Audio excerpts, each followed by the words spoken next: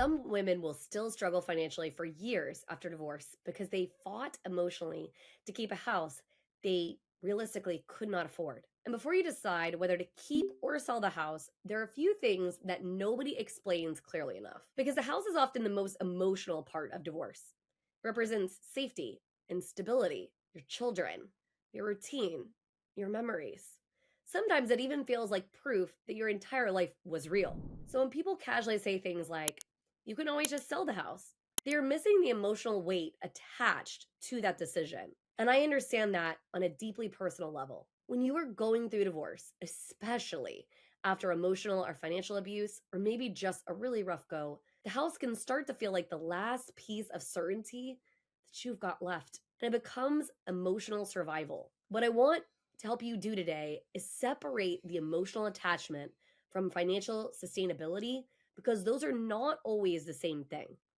And this conversation matters because I have seen women completely drain themselves financially, trying so hard to hold on to a house that was no longer supporting their future.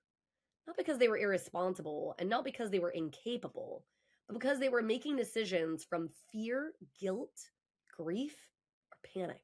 And when you are emotionally overwhelmed, it is super easy to mistake familiarity for safety. So today I want to walk you through how to think about the house strategically during the divorce, what your options actually are, what refinancing really looks like, and what happens if you can't qualify alone, how to make decisions that support not just your emotions today, but your long-term peace too.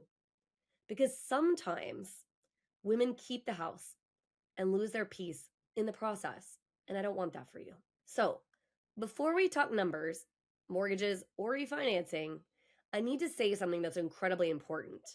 Wanting to keep the house does not make you irrational or financially irresponsible. For many women, the home represents stability for their children. It represents predictability during chaos. It represents keeping at least one thing intact while everything else feels like it's completely falling apart. And that emotional response is normal. But the mistake happens when nobody helps you evaluate whether keeping the house is emotionally comforting short term, but financially damaging long term.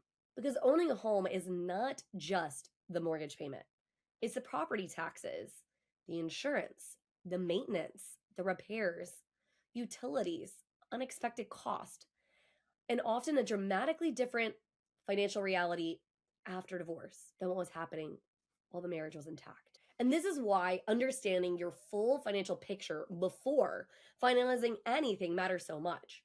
Not after, but before. Because one of the biggest mistakes women make is assuming if I keep the house, then everything else will somehow feel okay. But financial stress is a way of following you into every room of that house if the numbers no longer work realistically.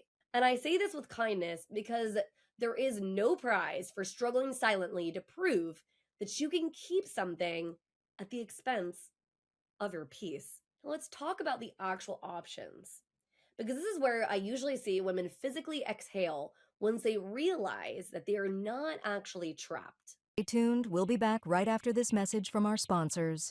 Imagine having the power to control your financial destiny, no matter where you start. Welcome to the Financial Mastery Simplified course and resource platform, where financial education is tailored to your unique journey. We cover everything you need, from basic budgeting and saving strategies to advanced investing and retirement planning. Learn at your own pace with lessons that match your level of experience. Whether you're a beginner or looking to enhance your financial knowledge, join our community of learners and benefit from shared insights and expert guidance. The Financial Mastery Simplified course and resource platform equips you with the skills and confidence to take charge of your financial future. Ready to master your finances? Enroll in our courses today at the Financial Mastery Simplified course and resource platform. Start your path to financial independence now. Visit us at fms.tips and fms.college for more information. Hello and welcome to PBJ Mortgage, where your home ownership dreams become reality. Today, we want to share why choosing PBJ Mortgage is the right choice for your home financing needs. At PBJ Mortgage, we're built on a foundation of values that drive us every day. Our commitment to educate, empathize, and empower our clients sets us apart in the mortgage industry. Our clients are at the heart of everything we do, and their success stories speak volumes. With years of experience, our team possesses in-depth knowledge of the mortgage programs, ensuring you receive expert guidance and the best possible rates. We offer a diverse range of loan options to suit your unique needs, including conventional, FHA, VA, and more. No matter your situation, we've got a solution. At PBJ Mortgage, we pride ourselves on providing personalized service. Our dedicated loan officers are here to guide you every step of the way, making the process as smooth as making a peanut butter and jelly sandwich. We understand that time is of the essence, which is why we've streamlined our processes for efficiency and convenience. Transparency and clear communication are paramount. You'll always know where you stand throughout your mortgage journey. Reach out to us today to set up a call to discover your options. If you're ready to make your home ownership dreams a reality, contact PBJ Mortgage today. Let us empower you during this exciting journey. Phone number 4-693-733-107 www.pbjteam.com. Visit our website or give us a call to get started. We look forward to helping you secure your future home.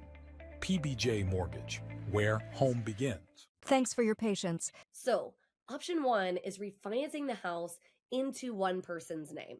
And this is usually the option people think about first. You want to keep the home. The goal is often removing your spouse from the mortgage and refinancing solely it into just your name. Sometimes this also involves buying out a portion of their equity. And what most women do not realize is that this process should ideally start being explored before the divorce is actually finalized, not after. Because understanding whether refinancing is realistic can completely impact negotiations and settlement decisions. Now, immediately after hearing that, many women think there is absolutely no way I would qualify on my own. And I want to slow that fear down for a second, because that is definitely not always true, especially if you're solidly employed or you recently returned to work. You're receiving support income. You have other assets. You have a lot of earning potential. Or simply have never had someone actually explain your options clearly before. I cannot tell you how many intelligent, capable women assume they had no financial options simply because someone else handled the money during their marriage. That doesn't mean that you're financially incapable. It means you were disconnected from the information. There is a huge difference there. And even if refinancing is not the best option right now, that still does not mean that you failed. Which brings us to option number 2. You can sell the house and split the equity. Now, emotionally, this option can feel terrifying initially because people often associate selling the home with losing stability. But financially, this sometimes comes with the cleanest and healthiest reset available, because equity can become a powerful rebuilding tool after divorce. And let me explain equity simply, because it does definitely confuse a lot of people. Equity is basically the difference between what the house is worth and what is still owed on the mortgage. So if your home is worth significantly more than what remains on the loan itself, that equity may become part of your financial foundation moving forward. And for many women, selling creates something that they had not felt in years: breathing room, less overall pressure, less maintenance, less financial strain, less emotional attachment, keeping them stuck in survival mode. Sometimes the fresh start becomes part of the healing process. Now, there's another option many women do not fully understand. Sometimes one spouse keeps the house, but the equity is negotiated strategically through other assets, payouts, or settlement structures. This is why coordinated professionals matter a lot during the divorce, because the decisions surrounding the home affect your future housing options, what your debt to income situation looks like, the liquidity that you currently hold, your emotional stress levels, and your long-term financial stability. These are not decisions you should be making from panic. So let's talk about one of the deepest fears women have during the process. What if I can't afford anything after divorce? And this fear sometimes keeps women frozen for years.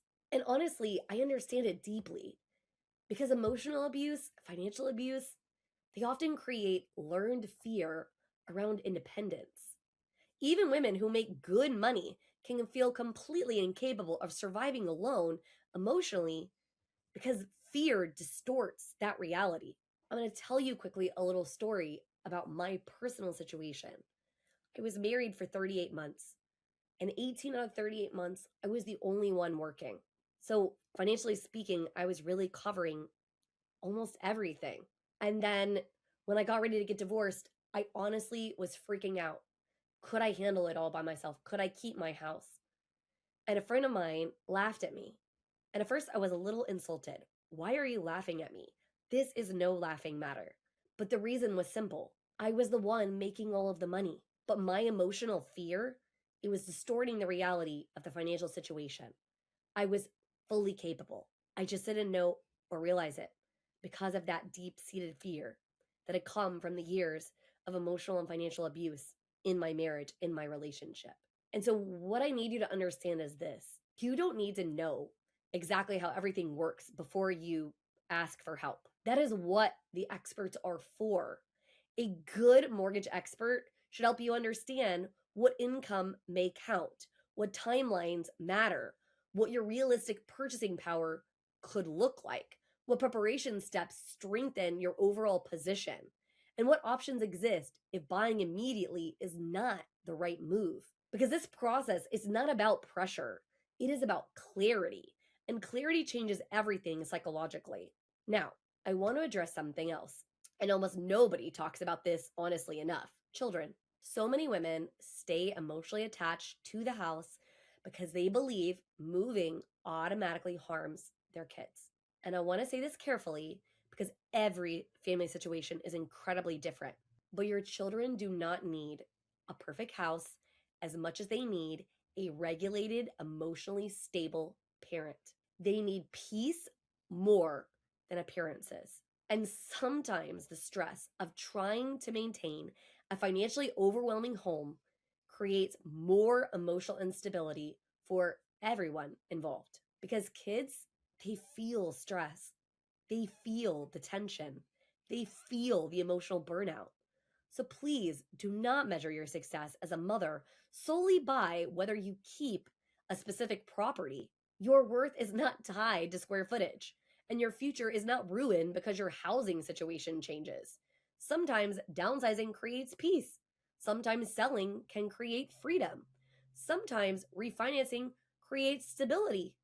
And sometimes rebuilding looks different than you ever imagined possible. And that is not a failure. It is adaptation.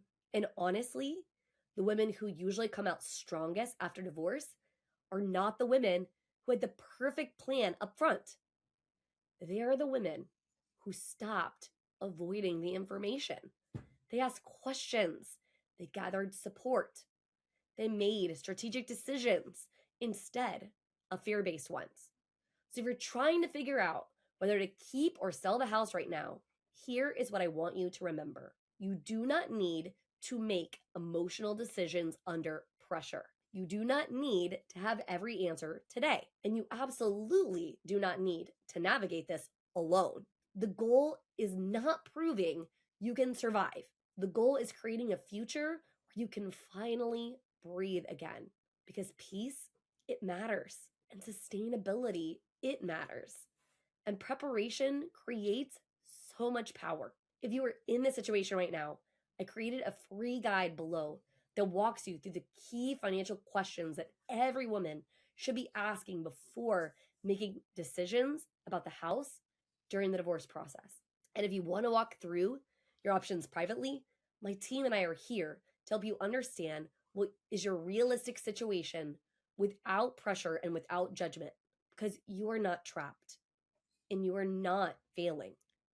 And you probably have a lot more options than you realize.